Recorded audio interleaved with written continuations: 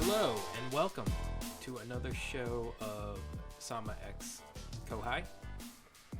I am Schultzie-Sama. And I am Kouhai-Sensei. Thanks for joining us again today. Yeah, so what are we going to do today?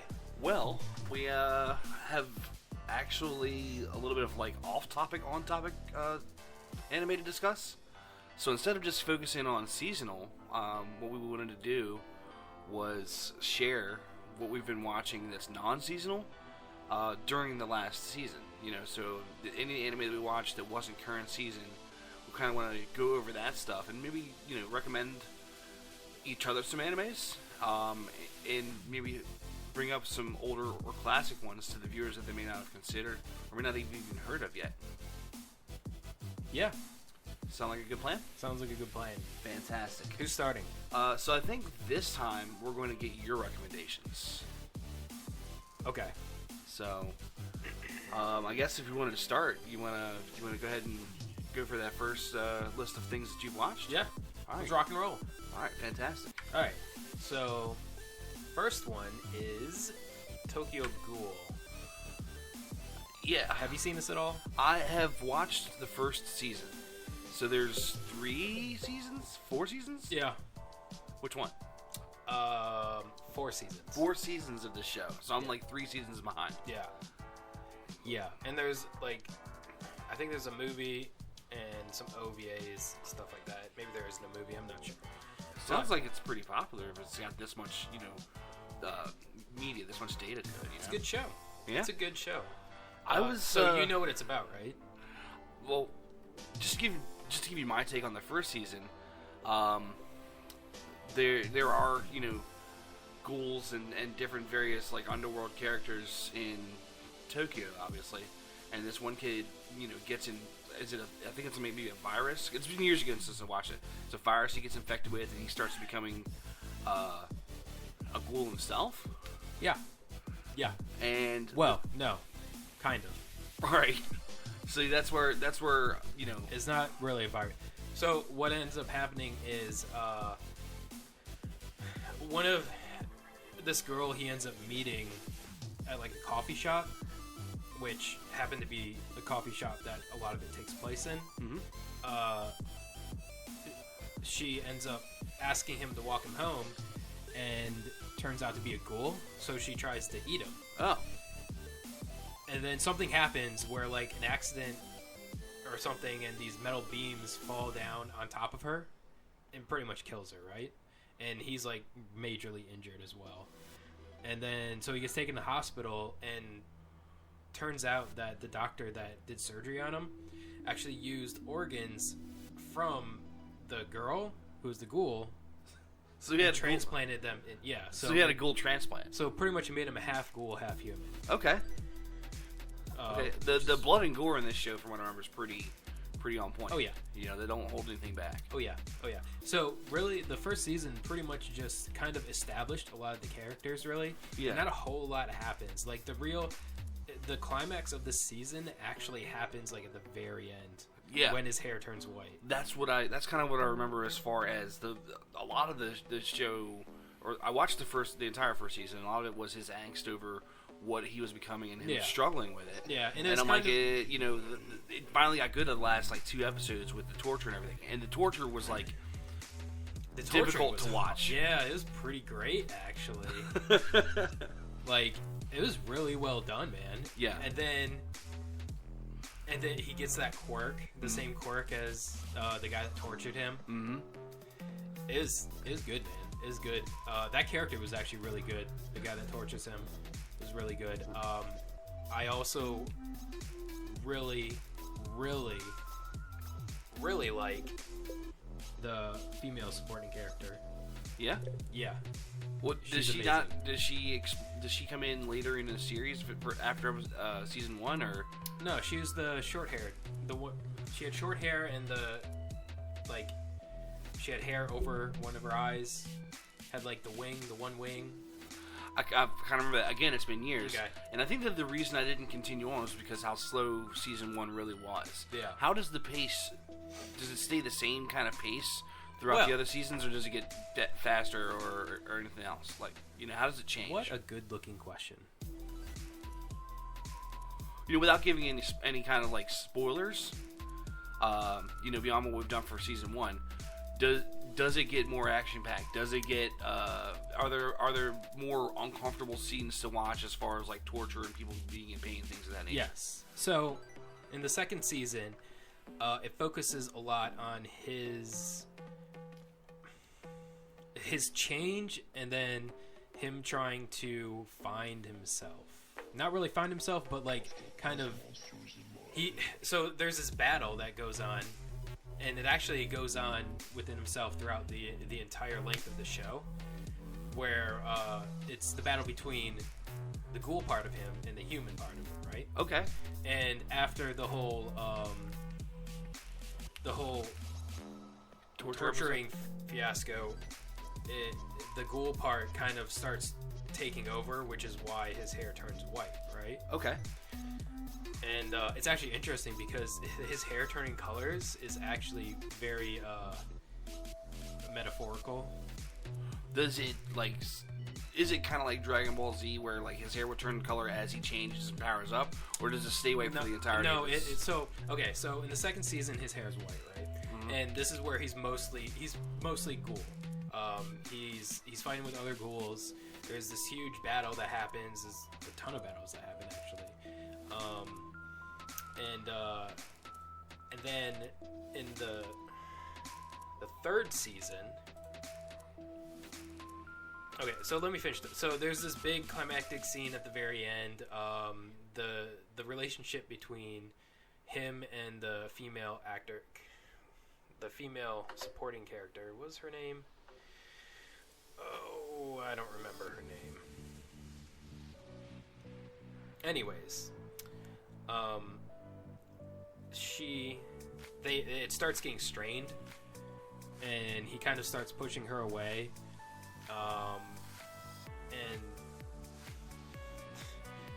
And then she kind of wants him even more. Imagine that. A girl going for an a-hole? Okay. Yeah. Now, without other spoilers, without giving too much spoilers, does I had a question in my head about so after as slow as season 1 was, and there's a couple of battles in season 1, etc. But with the following seasons, does it get more action packed? Does it stay more action packed? And is each season kind of its own little story arc? Yeah, each season's kind of its story arc, really. So the first and second season are pretty much the same. They're kind of different story arcs. So the first season is him where he is turning into a ghoul and stuff like that, and that change. The second one is where that change has fully happened, and he's more of a ghoul than human. Mm-hmm. The third season is like a complete 180. So basically what ends up happening is he starts working for the enemy, or the humans, right? Okay. And so is he like fighting for good? No. So the battle between the humans and the ghouls gets pretty complicated, like very convoluted, like because they're both sides are good, right? And it's more of like a racial struggle, right? So you have like the humans don't accept the ghouls because ghouls eat humans, right? They hate that. That's murder, right?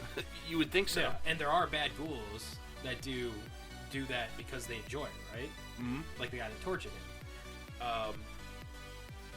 But there's also humans that like the ghouls. Like there's one relationship where there's a human in a relationship with another ghoul. Like a dating kind of relationship? Yeah, dating relationship. And okay. It works really well. Okay.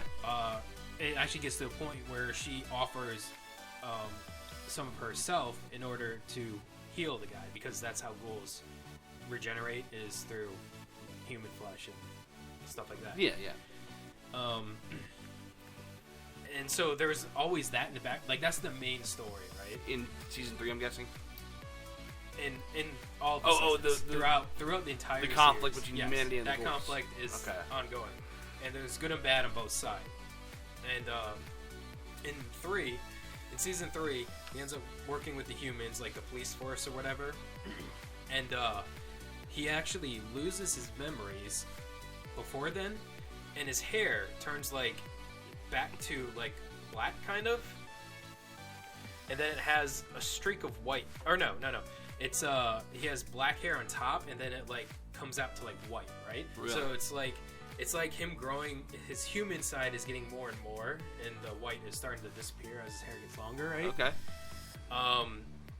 And that struggle within himself is between his new persona and then his other persona that he ended up forgetting.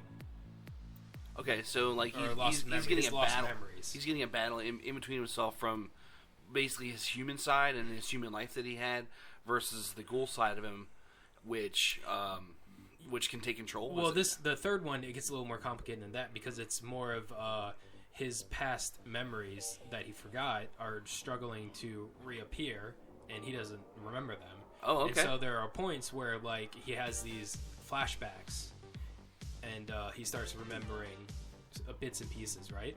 And the third season, one of the saddest parts is actually the girl that has a relationship with, or has this complicated relationship with. He ends up going to the coffee shop a lot that she ends up making or opening, and she knows, she doesn't say anything. She serves him and everything, and he kind of recognizes her, but he doesn't say anything. And the whole time she's just like serving him with a smile, and it's just so heartbreaking to see that because they had this great relationship, and then he just forgot, like lost all of his memories.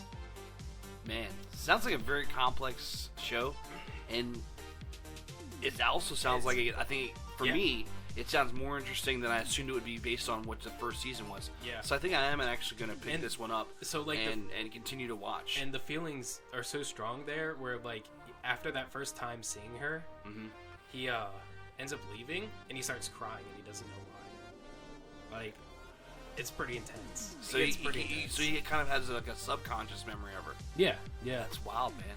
And so that goes on, and then the fourth season is like the huge final arc where everything comes together, and it's pretty happy ending. It does close out the series? It does a good job at closing it. It's awesome, a very good job. Well, that sounds like it's a lot more of an in-depth show than I thought it was going to be. Oh yeah. But it sounds pretty convoluted. So I think I'm actually up for watching it, and I think that when I do watch it, it'll be more than like an episode here, episode there. I think I might want to marathon it just because of how complex that's what I did. Situations can be. Yeah, I mean, I couldn't stop going to the next episode. Really? Yeah. Okay. I just kept going. There are a couple times where I was able to stop, but probably because life happened and you had to. No, it was just there wasn't a cliffhanger basically. Okay. But most of the time they did end on a cliffhanger. Dun dun dun. But yeah, the show's really good. I mean, there's a reason why there's like 4 seasons and like 2 OVAs and stuff like that. Yeah. So okay. Well, I'm certainly a lot more interested in it now after hearing about it than I was before. So I think I'm gonna pick that up and add that to my watch list. Yeah. Cool. All right. Yeah. Cool. All right. Move on to the next one. Next one, Utawari Rumono, The False Faces. Really? Yeah. Okay. Yep. What is this about? So this is about, if I remember correctly, it was kind of a while ago that I saw it. It's about this guy. He ends up having no memories, and he's just in the middle of nowhere. He doesn't know where anything is, and he ends up getting chased by this monster. This girl with the little cat ears saves him. They go to a town. It's very it's a little more about like civilization and like economy and stuff like that than it is about action or anything else. There's a lot of politics in it as well. Okay. There are some action scenes. There are some pretty cool action scenes, actually. So is this kind of a love story? Kind of. kind of. So it's more of him trying to like figure out who he is, but he has this very laid-back attitude where he kind of doesn't really care who he is. And he's also really intelligent as well. Mm-hmm. So it's more about of like a decision maker or like a strategist. Yeah. Than a fighter. Okay. So, and yeah, I mean, there's not a whole lot really to talk about. It's definitely more complicated than just your simple action, like something like more complicated than Inuyasha. Right. I guess. Yeah, and it's a little heavier. I mean, the ideas are a little thicker, I guess. More serious. Yeah. Okay. Well, I mean, it's also funny in parts too, but it's definitely a drama, I should say. Okay. So, but yeah, so I like it. You like it? Reminds me. So it reminds me a lot of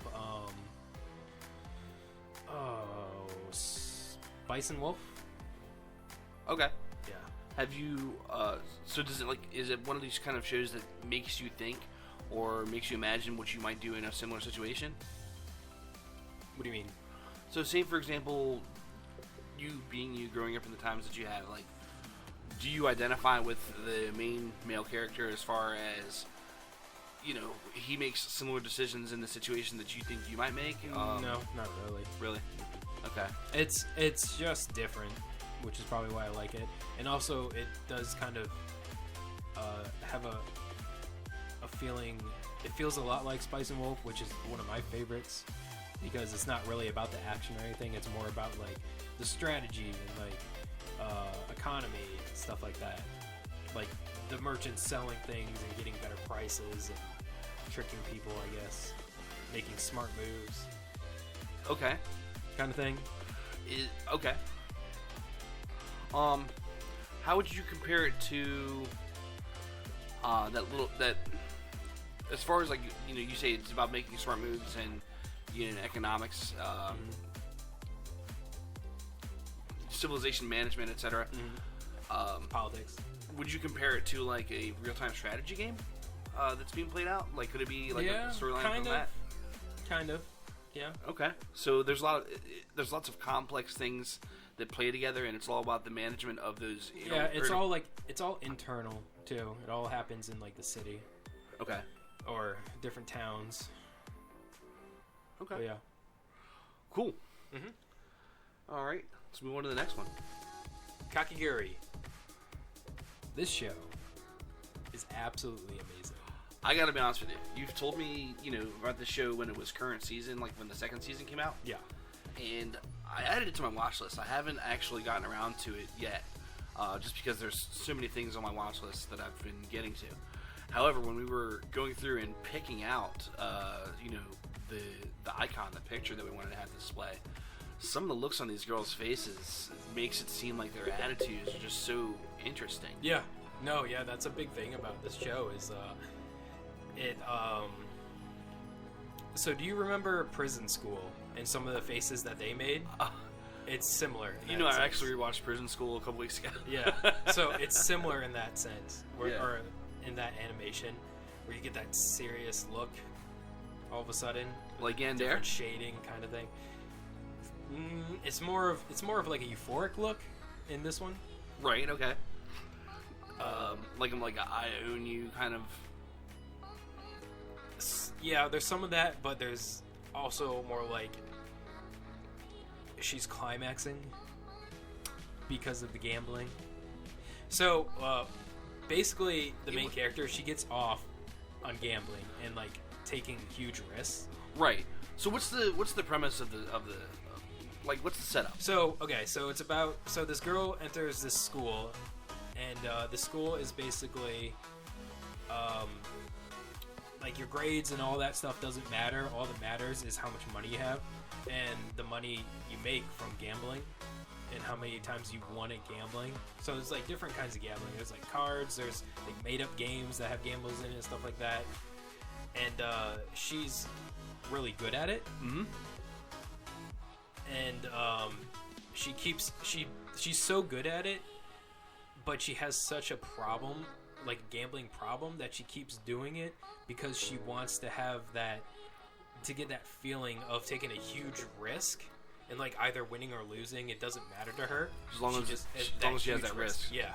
Chasing that dragon. Yeah, and she enjoys that feeling a lot. And so the main character is a woman in this one. Yes. Well, there's also Which would you call her protagonist or an antagonist? she's a protagonist for sure.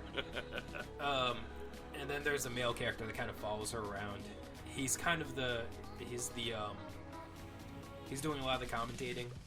Okay. Like you're hearing a lot of his inner monologue and stuff like that, and he's kind of watching what she's doing basically. Okay.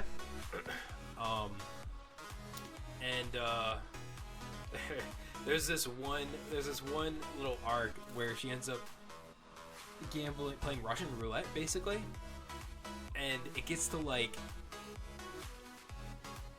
down to like I think a 50% chance, and she's just like going nuts for it because really? it's a 50% chance, and she ends up missing the bullet. Yeah, like she is completely crazy in that sense. Wow. And it's funny because there's a lot of times where she does, like, things happen where it goes in her favor. Yeah. And she'll explain what's going on and why she thought this way, and then it'll get to a point where like, well, how'd you know this and this, or that I do this? And she was like, oh, I didn't. I just wanted to take that chance. Wow. Yeah, and it happens a lot where you kind of feel like that she kind of does know what they're thinking, and she's not saying anything about it. Really? Yeah, because she wins every single time. Well, basically. I mean, if you're getting into these serious high-risk situations, especially if you're playing Russian roulette, you gotta have her win. You know, that kind of stuff. Just because if you don't, you run out of main characters. Yeah. Yeah. But so, I mean, it's really good. So, do some of these games like? Do they last more than one episode where it gets very tense? Yeah. Do they draw it out and stuff like that? Yeah. Because I really like that style of show.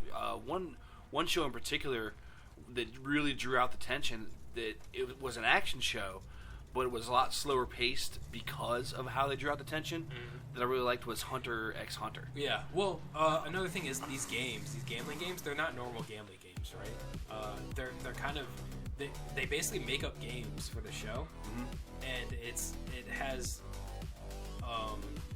different elements and different games within it. Like, for example, that Russian roulette-like game was like basically like Russian roulette, but you also had cards that you used, and then a gun would come out. It's very complicated games, pretty much, that they make up for the show. So it's not just like standard poker. Well, I would have to like assume not, because I enjoy playing poker. You know, there's a chance for me to actually have a benefit or a loss based on the cards I'm dealt, and then how I play everything, especially if I do like tournament style poker. But I've seen poker tournaments come on television, and that's not really exciting for me to watch. I don't really care about that. Yeah. So it'd be like baseball to me. So I'd much rather go to a stadium and enjoy the atmosphere and have an afternoon of it versus watch baseball on television. And I'd much rather, hang out with my friends and interact with them over a game of poker and enjoy the win or loss based on my play than watch somebody else play it. Sure. So I would definitely understand that there would have to be not just somebody's euphoria over the risk, but also extra traditional games like it's really psychological. So there's a lot of you trying to guess what she's thinking, and then she explains afterwards, and then there are things where the other person's cheating and she catches it, kind of thing. Okay. Stuff like that. So yeah, it's really good. The second season is more of the same, except it's about basically this competition of whoever wins ends up being the president, and then there's this other group of families that come in for the presidency, and the president herself is in it, and she is very similar to the main character, which is you don't see him in that, but what's her name?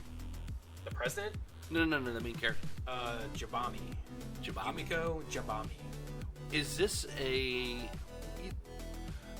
We've been getting into the last, like, 3 to 5 years, Chinese submissions into the animated category. Is this in Japanese animation, or is this like a Chinese animation? It's Japanese. Okay. Cool. Yeah. Awesome. It's, Well, I'm gonna based on your recommendation, based on what you're telling me, I'm gonna check this out. When the first season was out, I didn't even, based on the description, I didn't give it a second look because I was just thinking, watching gambling. It's more of what I could see on like ESPN or some kind of generic normie stuff. Mm-hmm. And based on what you're telling me, it's way beyond that. Yeah, it's really good. I mean, it's the same people that did Yuri on Ice. I haven't watched that show. Yeah, but it's regarded as. They also did Banana Fish. I also haven't watched that show. Just very well made. Sarah's on my. So I have heard good things about the production quality on these shows. So what's the animation quality like on these characters? So like, is each scene like very well drawn? Are there shadows, etc.? Yeah. It's very, it's very good. It's so high production. It's quality. Because like you're focusing a lot of the time you're looking at the characters, right? Mm-hmm. That's what they're focusing on, and they do a good job at really making that nice to look at, I guess. Okay. Very cool. Yeah. Let's move on to the next one. All right. Ancient Magus Bride. I watched this one too. Did you? No way.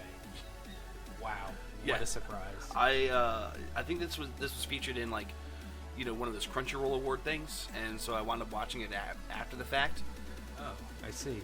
And I liked it. What were your thoughts? I also liked it. It was very likable. Yeah. No, the show was fantastic. Absolutely fantastic. I definitely agree. It is so good. From beginning to end, it was good. Yeah. Yeah. It's the main character. Like, I would say the girl is the main character. Yeah, that's what I was saying. The girl, like, Chisei, she's such a good girl. She's such a good girl. She is. And it's great. It's great because you get to see her kind of grow, because she pretty much starts out at like the very bottom. Like, she wants to die, basically. Yeah, she actually volunteered to be auctioned off because she was tired of her life. Yep. And so I guess the show opens and she's being auctioned, mm-hmm. and this in the human world, this Magus. This magician, this Magus, comes in with a robe and like a skull face, skull face mask. I guess. I don't think it's a mask. Right. It's some kind of goat or ox, whatever. It's got horns and everything. Yeah. And he comes in and just pretty much outbids everybody else by a factor of 20 for her. Mm-hmm. And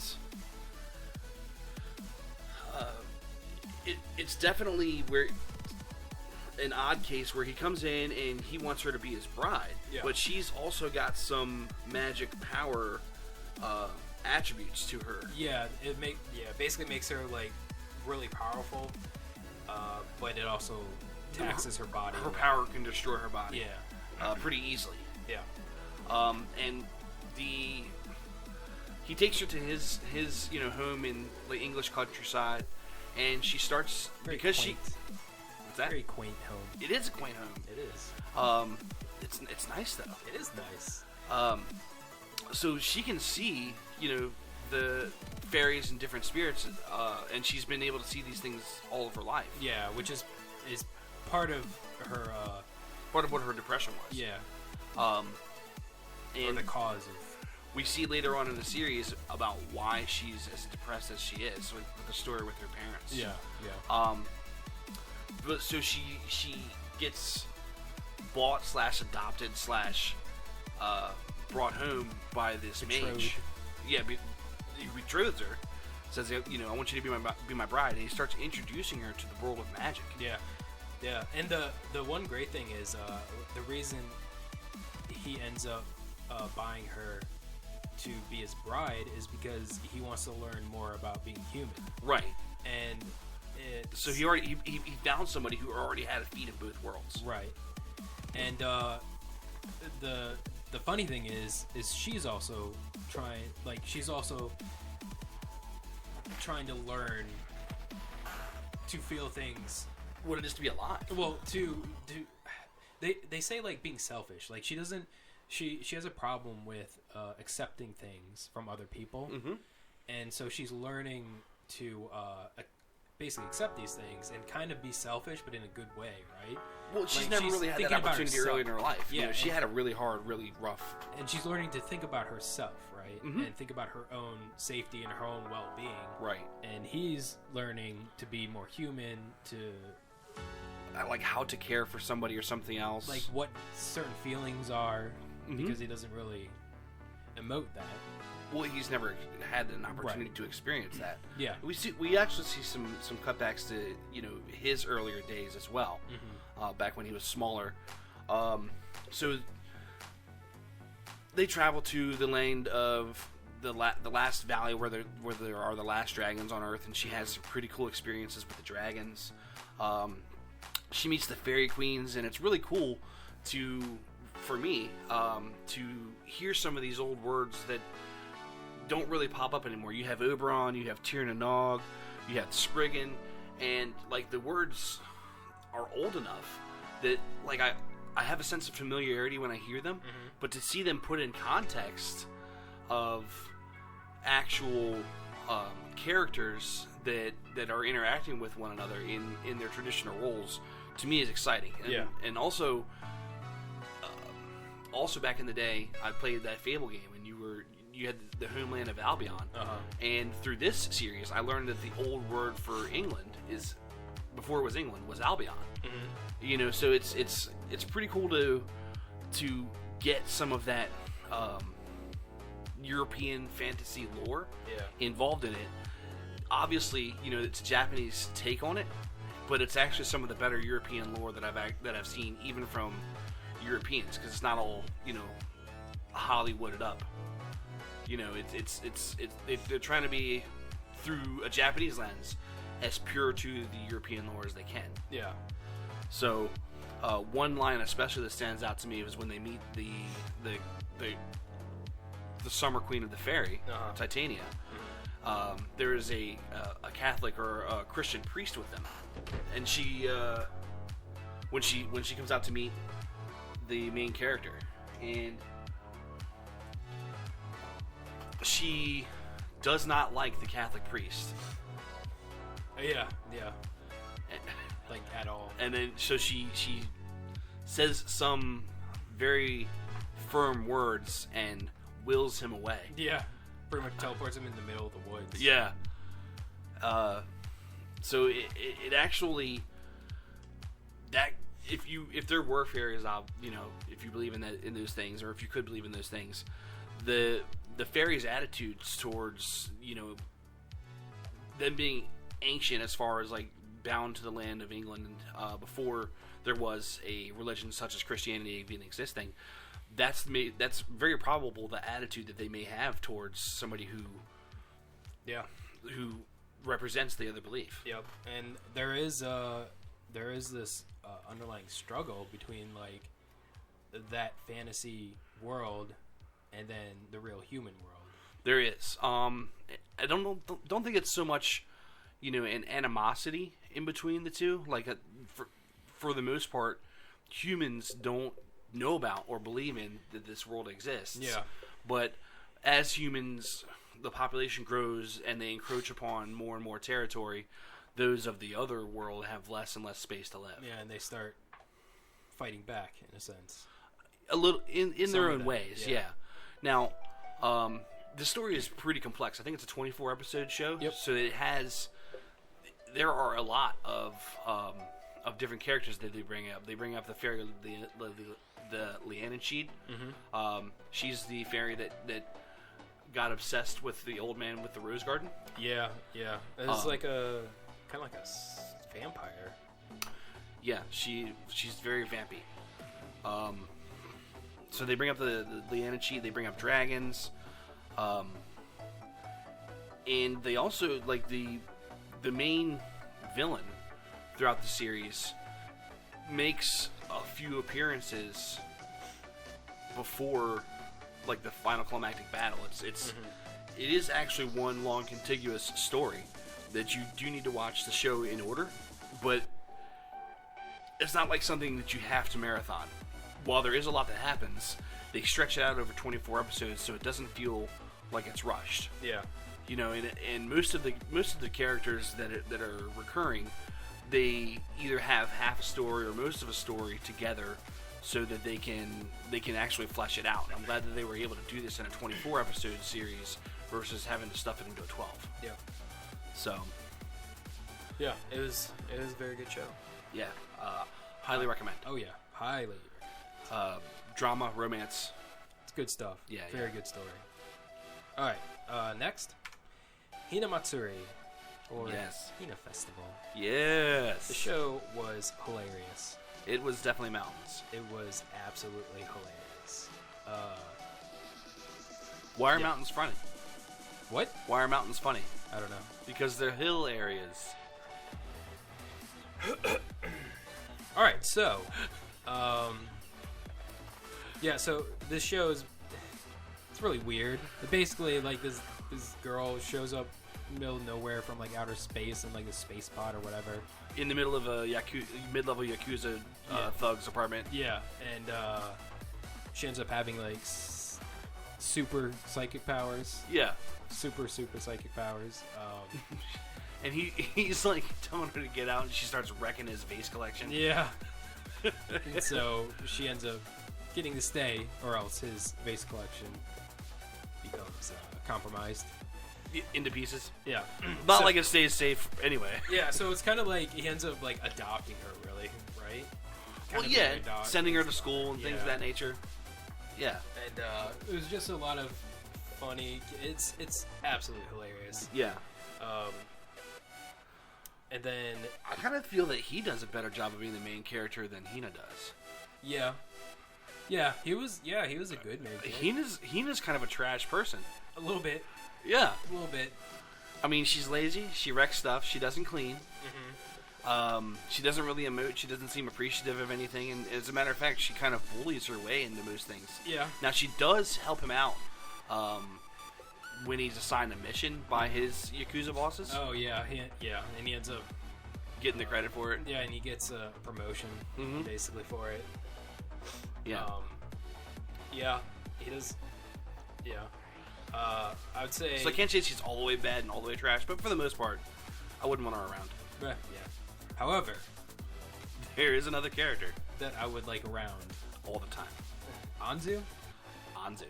She is... Best girl. Best daughter material. Yeah, like there's one episode where... The whole time, the main character... Let's introduce her first. Okay, so she's basically the same as Hina, and she was sent to Earth to find her, find Hina. And kill her. Yeah. Because she's escaped from her, from where she was. Yeah, whatever their super organization. Psychic organization. Yeah. I don't know. Everything in here doesn't make sense, but anyways, so she ends up looking for her and ends up fighting her. Yeah. At one point. In one of the greatest short superpower fight scenes ever. Yeah. It's pretty fantastic. Yeah. And this really shows like conveys Hina's power and how powerful she actually is. Mm-hmm. And it does a very good job at it. Well, Anzu was sent out to be an assassin, and like the worst that happened was Hina's hair was messed up, right? Yep. But after Anzu learns that she can't complete her mission. Yeah. Or go home. Or she finds out that she can't even go home. Yeah. So she has to find her own way in this world. So one of the side stories is Anzu's story, and she gets befriended by some old homeless guys. Yeah, and she ends up being a homeless person. All right. They build her a little shed and everything that are in the woods and stuff. and they cook for her. And the thing about it is Anzu, despite her being an assassin, etc., that was sent here to kill Hina, she's actually a genuinely good person. Yeah, like her and Hina become like best friends, right? Who wouldn't be friends with Anzu? True. Yeah. So I guess we could talk about that one episode where Anzu ends up staying. So eventually Anzu gets adopted, and she ends up staying with the Yakuza guy, the main character. Mm-hmm. And he takes her out for a Saturday. Yeah. Let's just go to the carnival. Yeah. And before that, she's helping out with like cleaning, basically doing everything that Hina doesn't do. Oh yeah. And as a reward, he's like, I've had a great time. Let's go out and let's have some fun. You've earned it. Yeah. Which is basically a fine way to reward good behavior. To encourage good behavior is to reward good behavior. Right? Yeah. And all of the personality deficits that Hina has, Anzu has in spades. Yeah, it's like the complete opposite, right? And the whole time, the main character, he's like, I wish you were my daughter. Yeah, you're such a good daughter. Like, and he tries to be serious the whole time, or tries to like have himself step back from the situation so he doesn't get emotionally involved. Yeah, and there's nothing romantic about it because these girls are clearly like 12 years old, right? But it's more along the lines, like even with the Hina situation where Hina's living with him, he takes her back to his family and it's like, hey, by the way, this is my daughter that I didn't tell you about. Said she's staying with me now. And even with Hina, he tries to do the correct thing and send her to school and make her live a regular life for as much as he succeeds, right? Yeah. But when he spends that week with Anzu and discovers that through all of Anzu's time on Earth, with her having a rough life, living on the streets, collecting cans for recycling, and then when she finally got when the old guys finally got kicked off the property that they were on, their little ramshackle town was torn down. She got adopted by an older couple that owns a shop. Yeah. And so, and they're teaching her that it's okay to be rewarded for work by paying her. Yeah. You know, and she's helping out around their shop, and it's like the side story with Anzu, I think, towards the second half of the season or series, to me becomes the main episode. Yeah, the main story. Like Anzu basically becomes the perfect daughter, and the whole time when you're watching it, you feel the exact same thing. Like in that episode, I did at least, where he takes her to the carnival. Amusement park. Sure. You feel everything that he is saying, like his inner monologue, basically, and it's absolutely amazing. Yeah. It's the entire show is actually really good. It's a very good show. It's very, very funny. It's definitely. I laughed a few times every episode. Like this is definitely a feel good. Yeah, definitely feel good show. Yeah. Highly recommend. Can't recommend enough. Yeah, it's so good. Yeah. All right, let's move on to Gridman. SSSS.Gridman. Yeah. So we've chosen. Wait. Did you see the show? I totally watched. Oh, the show. You did? Okay, oh, yeah. Cool. Yeah. Great. We totally chose a picture that doesn't even have the main character. Yeah, I don't. Who cares? Well, at least the designers wanted to have the main character in it. It has our main characters in it. It's fine. Yeah. So we have pictured Rika, who's our main character's. I don't want to say like best friend, supporter. But when the main character wakes up with no memory, she's the one who's there and helps lead him back to a house and helps take care of him and stuff. Yeah, she's wonderful, absolutely wonderful. Definitely a contender for Best Girl. She's one of the best. She is probably the best character there, aside from the antagonist, who actually has a change towards the end. Yeah. Because of Rika. Yep. Mm-hmm. Well, the story's actually pretty complex. It is very complex. It's a lot like give a synopsis of the characters and how they begin. Okay, so like it starts out where the main character wakes up, he doesn't remember anything, right? And Rika finds him. And some stuff happens. They end up finding he ends up seeing like this like robot, right, on TV screens and stuff, or like talking to him and things. Yeah. And turns out to be his superpower. His alter ego. It's a lot like Ultraman, where I think a lot of the ideas and everything comes from Ultraman. I think you're giving away the end of it. No, because it starts out no, I'm not giving it away. Like he turns into the robot in the beginning. That's what I'm saying, right? He does turn into a robot in the beginning. Like a lot of the a giant robot that fights other giant monsters. Yeah. It's a lot like Ultraman in that sense. Right. There's a lot of things that comes from that. Yeah, and I think it's the second or third episode where the antagonist is revealed. And for a while, I kind of reviled her because of like her attitude towards. Yeah, it's terrible. Yeah, and the wanton destruction that she causes over some small slights. Yeah. But it looks like she has a thing for the main character. She wants to kind of get to know him better, and he wants none of it. Yeah. Some things happen where he starts to actually suspect her of being the cause of everything, which is not incorrect. Yeah. But they show us, the viewer, more than they show him. Yeah. So. Yeah, and it's a very complicated stuff. Like, we can't really say a whole lot about it without giving a ton away. Right. Because there's a lot of interesting twists that happen. It's not, especially at the very end. Mm-hmm. Like you could have a whole conversation talking about what that actually means. Yeah. In the middle of it as well, when he goes on that subway ride. Yeah. That was interesting as well. Yeah. Yeah. You kind of get a better idea of that world. Mm-hmm. It's it's very good. Honestly, like the monster fighting and all that stuff actually was probably the worst part of the show. Well, I think the more interesting stuff was the stuff between the characters. You have the main antagonist with a partner who helps her do what she's doing, and you have a failed monster who actually has a redemption arc. Yeah, which is pretty cool. Yeah. But the things that failed monster goes through at the hands of his creator and at the hands of just regular society at large. Yeah. He's actually befriended by Rika. Yeah. Yeah. Yeah. And there's Rika-chan is best Chan. Yeah. Rika's the best. Rika's just an all-around good girl. Like to everybody that meets her. Yeah. Like to her mom, to there's some other characters that get introduced as well. So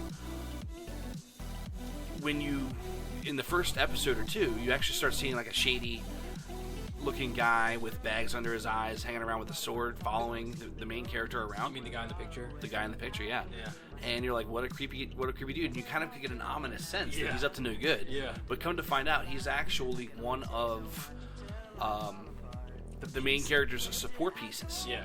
So the main character, transforms into a robot, and then these other characters show up with their own personalities. This being one of them, and they show up as either weapons or add-ons to his suit to allow him to fight the monsters. The monsters will develop a power that he can't beat at first, and then these other people show up as additions to his suit to allow him the opportunity to do that. Yep. I think it's overall really well done. It's a lot. Sure, it's a giant robot battle show, but it's a lot more complex than Power Rangers, and it's a lot more complex than just like Godzilla. Yeah. Yeah, it definitely is. And one of the things I do want to point out is the art, or what they do with the characters' eyes. It's almost like a galaxy in their eyes, basically. It's unique. It's pretty. It gives you a sense of actually not just looking at like a dead tone color. Right. If you look into somebody's eyes, you can see. If you look into their eyes, if they're happy, a lot of times you can see a spark or a glow. Or if they're upset, even if you only have a shot of their eyes, you can kind of see a depth to them. And what they do to the eyes for most of the characters, actually gives you a sense of looking at someone Yeah. versus just looking at a flat picture. Yep. I was very intrigued by that. Yep. Yeah, So- the show is that it's a good show. It's definitely worth watching. show. 100%. All right, next up, We are moving on to the last one for The last this one. show. Yeah. Servant X Service. Yes. Very okay. So, did you see this? Did you watch I this? have watched this. Have show. you watched this? I have watched the you know what out of this show. I think Yeah. I've watched it twice. It's that's a good show. Yeah. It's a pretty darn good show. Yeah. Well, tell us a little bit about the beginning. How does it start off? So basically, it starts off this girl. Well, it's like this one girl, Woman. two women. These two women, and then this guy. They start this new job at. It's like a civil service job, right? Yeah. They're being a civil servant. And the one woman, she's shorter, and she's she ends up working there because she's trying to find the person that allowed her name to be approved. I think she has like 26 names. Yeah, she has like 26 first names or something. And so that's why she became a civil servant, so she could find that person. The other girl is she's basically the normal one out of them, right? Yeah, she seems nice enough. Yeah. And then the guy, pretty much just a giant slacker. He became a civil servant because It's the best, most secure career path. yeah, his dad was a civil servant, and basically he could slack off the whole time and still do a good job. Well, the other because thing, he's a genius apparently. yeah, that's the other incredible thing about this guy is that everything that he sets out to do, when he actually does it, Yeah. he succeeds and does a job that far surpasses most of what everybody else Yeah, can do. like his superior, he ends up correcting a lot of his mistakes. Oh yeah, Yeah, oh yeah. and then goes and slacks off. So we have a lot of office hijinks, as well as some romance. Yeah. And there's actually a couple romances now that I bring it up. Yeah, there are. So you have the guy who's slacking off he actually because he tried and didn't succeed. He has he's interested in the main character. Mm-hmm. Even though she's plain, she dresses plain. She wears glasses, has a conservative short haircut, etc. Yeah. She's not super feminine about everything. Yeah, and it's because she's very she's very sensitive about her name. Yeah. So, yeah, she doesn't get too close to people because of her name. She said that she basically spent her entire high school just in the library reading to avoid people. Mm-hmm.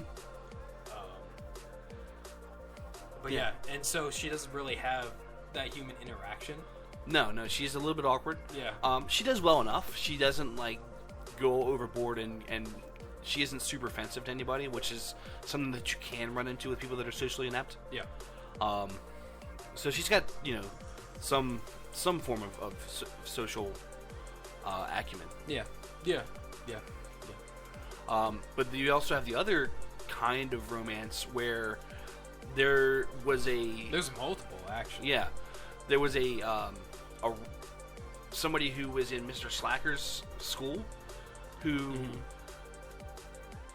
is a tryhard. He really tries to succeed, and he can beat everybody except for the Slacker's efforts. Yeah. And so his goal is to top the Slacker at something, anything. Yeah, and what his name is, like, it basically means second, or it also means second. Like it's pretty great. So like one of the scenes where someone says his name, and he just goes off because they think that he's saying that he's always in second place. Yeah. Basically, when they're just saying his name. And actually, that other female supporting character, the one that started with Lucy. Mm-hmm. Yeah. She has this thing where she says what's on her mind, is very blunt about things, but doesn't realize she's being incredibly boorish. Like she's saying the truth, and she's not meaning poorly by it. Right, but it comes out. Most people are used to people beating around the bush and bringing a subject up, versus her just blatantly stating the obvious truth that they see that if someone's regularly bringing something up, they're trying to bring to that person's attention without really hurting their feelings. Yeah. So like, and she just says it, right? Yeah. And so it's that scene where like she says something, and then an arrow goes into the character that she's saying it to, and then she says another thing, another arrow goes into the character. Yeah. And he's like ends up on the ground, right, because of what she said, and she doesn't realize. Yeah, like I'm dead. She doesn't realize what she said. What did I do? Yeah. So each character actually is unique, and you're not going to find too many overplayed tropes with these characters, or at least I didn't anyway. You know, each character has their own personality, their own quirks, their own past history. That it's fun to watch them all interact together. Yep. The boss, for example, has for some reason he hasn't shown up to the office. He kind of just operates a remote-controlled little pet. Mm-hmm. And there's some hijinks that ensue that are a result of that. I think his boss, his daughter comes in occasionally, and she really knows the job of being a civil servant. No, it's not his daughter. It's their superior's sister. His daughter is... Oh, yeah, no, you're right. It is their direct superior who's like a middle management. Yeah. His little sister comes in, and... She knows the job really well. Yeah. And is always yelling at them. To do a job... And yelling at him, too. Yeah. To do their job better. And she'll throw these little quizzes out, too. She goes, well, what if somebody wants this? What do you do? And she has her own arc. Does she have a romance, too, or no? No. Yeah, she's a little young to have a romance. I think she's playing it. She's supposed to be 14 or something. She's high school. Yeah. I think she's graduating because she was studying for. At the end, she was studying for college. Yeah. So. Yeah, but I think that one of her plans was to not go to college so that she could become a civil servant. No, her plan was to move out, basically. Oh yeah. But she basically wanted to move out, which is why she was skipping going to college, but she was still studying for it. Because she didn't want to bother her brother. She didn't want to be. Yeah, she didn't want to be a financial burden. Yeah. Because their family didn't really come from means. Yeah, so you have that little. So she, when she's first introduced, you see how obnoxious and intrusive she is.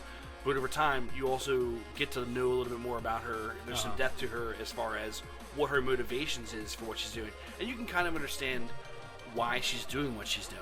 Yeah.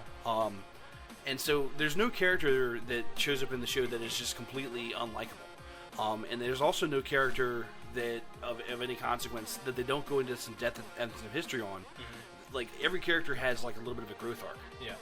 Yeah. It's great because it starts out being just a straight comedy. Yeah. Just like slapstick, all that stuff. And then you start getting to know the characters more, and the slice of life starts filling in more. Yeah. And kind of working its way within the comedy. Mm-hmm. So it's still funny, but it's also serious too. Yeah. Which is great. It is very well done. Well, I mean, another series that's kind of similar is Watakoi. Life is hard. Yeah. Love is hard for an otaku. Yeah. So, similar vein as far as they start off as funny, and then you have character growth and depth. Yeah. Although that one focuses on mainly just 4 characters instead of I think 8 on this series, but with more characters if they're done well, and it appears that they I really like how each character is done in this series. Yeah. It's an overall very well written series. It's funny. It's got sweet and tender moments. It's got some romance. It's got a little bit of everything except for blood and gore and action. But that's not really what this show's about. Right. Yeah, it's a very good show. Yeah. I highly recommend. Awesome. Well, very cool. Yeah. Very cool. So I think that's it. So that's everything that you've watched, including what you've watched on your own, as well as stuff that we've both watched, whether we've watched them together or separately. So awesome. Yeah. I'm definitely picked up some. So which ones are you gonna definitely watch? I'm definitely gonna pick up Tokyo Ghoul. Yeah, from what you're telling me, I'm Kakiguri, pretty much about it, and Kakiguri. Yeah, those 2 shows from your description make them seem really, really appealing. So that's what I'm taking away from this is Tokyo Ghoul and Kakiguri. All right. So awesome. Cool. If you like the show, great. We're happy to have you. If you didn't like the show, well, still happy you watched it. Yeah. I don't know what to say. All right. Aside from that, I'm Kouhai-Sensei, And I'm Schultzie-Sama. and we'll catch you on the flip side. See ya.